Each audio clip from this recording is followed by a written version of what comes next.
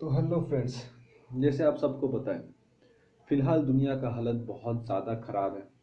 India के ऊपर चारों तरफ से बहुत ही नेगेटिव प्रेशर्स आ रहे हैं। जैसे कि अभी फिलहाल corona pandemic, India China tensions, Nepal के साथ भी हम लोग का रिलेशन बहुत ज़्यादा ख़राब हो रहा है।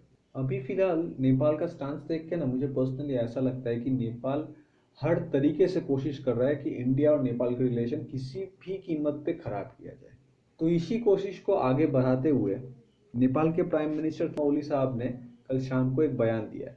उनके हिसाब से भगवान श्री राम का जन्म अयोध्या में नहीं बल्कि नेपाल के थोड़ी गांव में हुई थी। अब इस तरीके की अजीबोगरीब इंफॉर्मेशन उनके पास कहाँ से आई, इसको लेकर के किसी भी तरीके का जवाब तो खुद उनके पास भी नहीं है। आगे हम लोग इसको लेकर बात करेंगे, लेकिन अभी सबसे बड़ा क्वेश्चन ये है कि एक्चुअली नेपाल गवर्नमेंट इंडिया के खिलाफ इस तरीके से बयानबाजी क्यों कर रही है। वैसे ही समझना बहुत मुश्किल तो है नहीं, लेकिन फिर भी देखते हैं इसके ऊपर।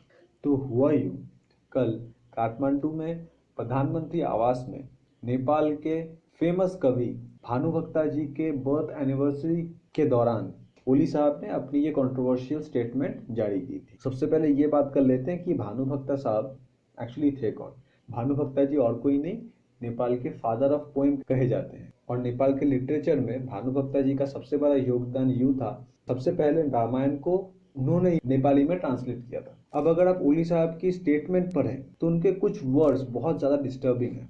मेरे हिसाब से ये बहुत ही एक स्ट्रॉन्ग स्टेटमेंट है कि क्योंकि वो यहाँ पे कहते हैं that Nepal has become a victim of cultural encroachment and its history have been manipulated. तो देखिए, यहाँ पे एक चीज़ सोचने लायक है। आपको शायद याद होगा, कुछ दिन पहले एक न्यूज़ आई थी कि चाइना ने नेपाल का एक बहुत बड़ा हिस्सा इंक्रोच कर लिया। उस वक्त कोहली साहब ने बहुत ज़्यादा स्ट्रिक्ट वर्ड चाइना के खिलाफ यूज़ नहीं किया था, जबकि वहाँ पे फैक्ट्स फिगर सारे मौजूद थे, वहाँ पे एविडेंस मौजूद थे। लेकिन लेकिन इस बार ओली साहब जो बयान दे रहे हैं, इसके ऊपर ना उनके खुद के पास कोई प्रूफ है, ना कोई हिस्टोरिकल एविडेंस है, कुछ भी नहीं है। यहाँ तक कि अगर आप आगे उनकी स्टेटमेंट पढ़ें तो यहाँ पे उन्होंने बहुत ही अजीब व गरीब स्टेटमेंट दिया है। उन्होंने उनके हिसाब से उस वक्त जब ट्रांसपोर्टेशन या फिर किसी भी तरीके की कम्युनिकेशन का माध्यम नहीं था, तो भगवान श्री राम अयोध्या से नेपाल सीता जी को शादी करने के लिए कैसे गए, जबकि हम सबको पता है कि राम जी ने फ्रॉम जबकि हम सबको पता है कि राम जी अयोध्या से श्रीलंका तक गए थे। तो उस हिसाब से ये बयान कहाँ तक सही और कहाँ तक गलत है समझने लायक तो है नहीं। तो खैर, ये अजीबोगरीब बयान आने के बाद काफ़ी लोगों ने अपनी प्रतिक्रियाएं दी।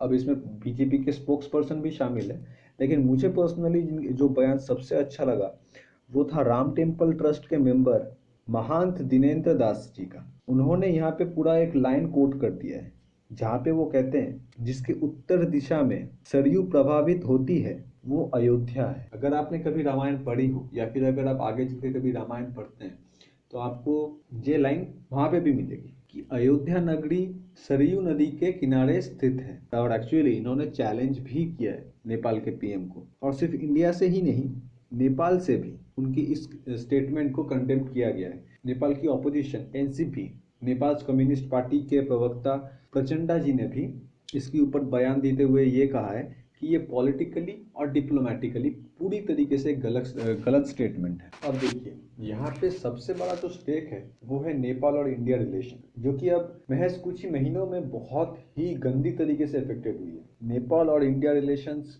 शायद इतिहास के सबसे बुरे दौर से गुजर रही है। अब ये शायद ओली साहब का पर्सनल पॉलिटिकल एजेंडा भी हो सकता है, क्योंकि हम सबको पता है कि उनकी गठबंधन की सरकार है और अभी टाइम आ चुका है जब उनको अपनी पीएम की कुर्सी प्रचंडा जी के लिए छोड़ देनी पड़ेगी। लेकिन फिलहाल वो छोड़ नहीं पा रहे या फिर छोड़ना चाहते नहीं है।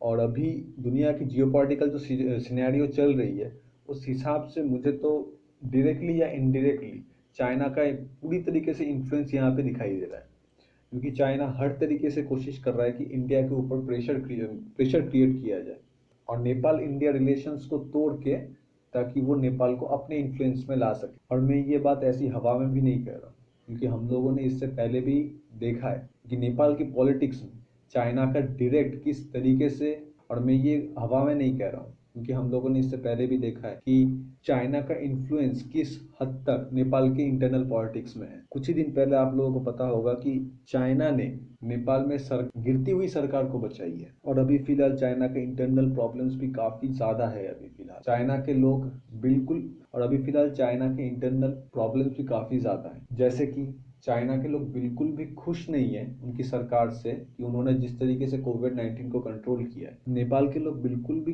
अपने सरकार से खुश नहीं है कि उन लोगों ने जिस तरीके से कोविड-19 को कंट्रोल किया है, या फिर रिसेंटली नेपाल के अंदर फ्लड की सिचुएशन आ चुकी है। आज सुबह की आंकड़ा जहाँ तक मैंने देखा है काठमांडू पोस्ट में, लगभग 27 से 30 लोगों की मौत की खबर फिलहाल आ चुकी है, और जितने भी लोगों को रेस्क्यू किया गया है उनकी भी देख रेख सरकार सही तरीके से कर नहीं पा रही है। लेकिन जो भी हो, at the end of the day India और नेपाल का रिलेशन धीरे धीरे बहुत ज़्यादा खराब होता जा रहा है। अब देखना है यही है कि आगे क्या होता है। वैसे अब तक इंडियन गवर्नमेंट ने कोई बयान जारी किया तो नहीं है इसके खिलाफ ऑफिशियली। फिलहाल मैं 9:45 ये वीडियो रिकॉर्ड कर रहा हूँ। अब तक इंडियन गवर्नमेंट से ऑफिशियली कोई बयान आया नहीं है पीएम ओली के इस स्टेटमेंट के खिलाफ, और मेरे ख्याल से इंडियन गवर्नमेंट इसके ऊपर सीरियस कोई रिएक्शन देगी भी नहीं, और देनी भी नहीं चाहिए, क्योंकि ये बहुत साफ तरीके से पता चल रहा है कि ये ओली साहब एक्चुअली और कुछ नहीं, इंडिया के ऊपर जियोपॉलिटिकल प्रेशर क्रिएट करने के लिए और अपने दोस्त चाइना को खुश करने के लिए इस तरीके की स्टेटमेंट दे रहे हैं या फिर इस तरीके के काम कर रहे हैं।